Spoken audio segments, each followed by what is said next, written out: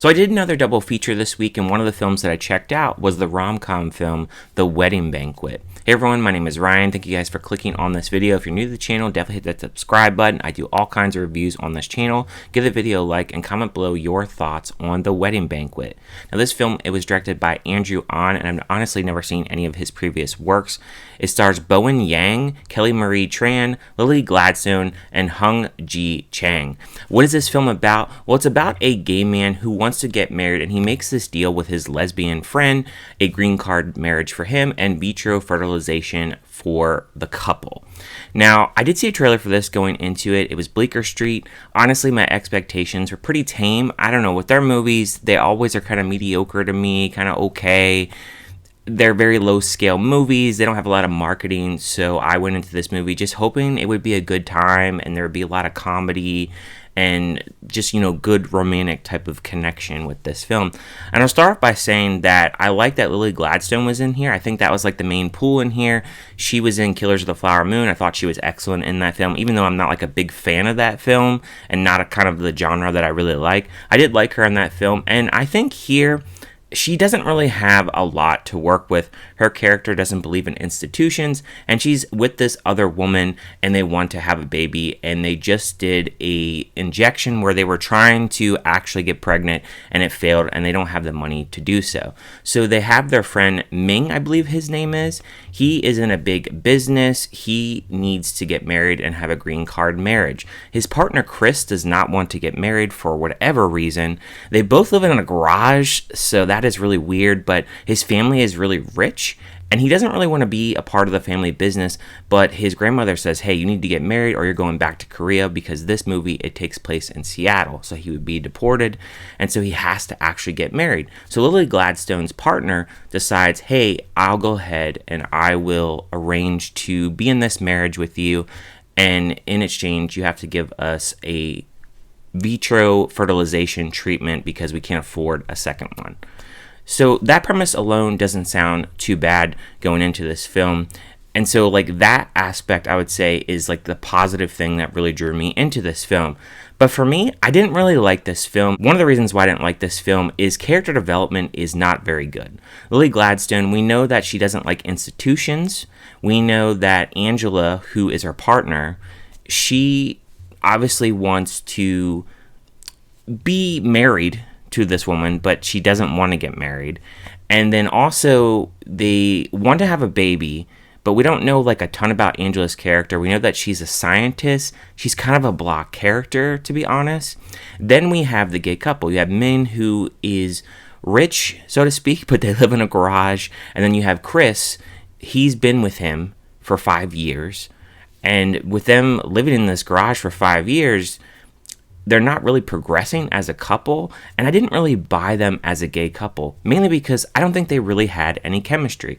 I think Ming's character is not really a character that I really liked as far as his acting. I thought he had some weird dialogue within this film, and I just felt like I never really felt their connection. I think like that is a big problem of this movie, is I never felt any emotion with this movie whatsoever. I think like the only time that I maybe had like a little bit of chuckles in this film, because it's not really a big comedy type of film. There is some comedy in here, but it's like really light chuckles. I had one other person in my audience, and they were laughing just a little bit more than me, but not like that often, mainly because, again, there's not that much comedy in here. The comedy that does come into play is really when the grandmother comes into town. I did like her character. She was a very smart character, and she really didn't take a lot of crap, and I really did enjoy her when she was on screen. She's not on screen a ton. There's some other family members that are kind of involved briefly, but we don't get like a lot of development from those characters either. And overall for me, this is just like a really mid film, because there's a certain part in this film, it's about 45 minutes into the film, involving Chris and Angela. Something happens with them two characters, and when this actually happens, it happens, like I said, at the 45-minute mark. It's kind of ignored for a little bit, and then about maybe the 70-minute mark, something is revealed between those two characters, in which it kind of changes the couples just a little bit. And when it does this, you kind of know where the film is going. It's going to be very predictable if you've seen any kind of rom-com kind of film. But I thought it was a weird plot point. I didn't expect that. I don't know if that's in the original film or this was something that they just made up for this new film, but I thought it was a weird plot point to put into the film. I guess that was to create more conflict because it's not like either one of these couples have a lot of conflict, and again, with it being a rom-com and trying to throw into some drama, I guess that was the drama they wanted to throw into the film, and I just didn't agree with that kind of premise. And that's really like the main premise going into the third act. And when it gets into the third act, I thought it was kind of messy. The ending to me just didn't make a whole lot of sense because, again, I feel like these couples, they don't really grow as a unit.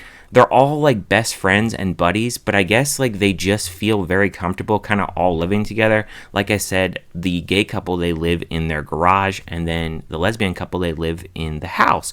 So neither one of them are really progressing all that much, but at the same time, I don't know, I just felt like no emotion with the film as it just kept going along, and just overall, it just wasn't all that great of a film, and the plot point, like I said, that is the big drama portion of this film, I don't know, I just didn't buy it whatsoever. I didn't really care for it all that much. When the film came to a close, I just kind of was scratching my head thinking, man, that was like the most mediocre movie that I just watched.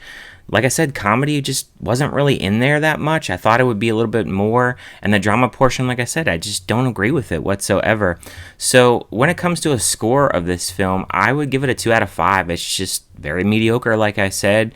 I mean, could you watch it on streaming? Maybe. Yeah, would you get a chuckle or two? Maybe. I mean, maybe the comedy works more for others here.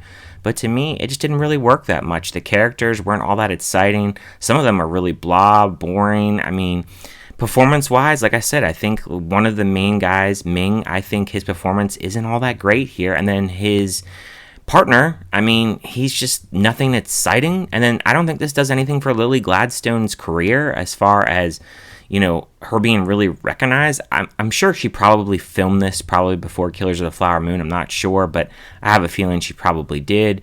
But at the same time, like, this movie isn't going to do anything for her, and I just don't think overall that anybody that's involved in this film, I don't really think it elevates anybody's career. I just think it's just so mid, and it's not going to make much money anyway because there's no marketing behind it.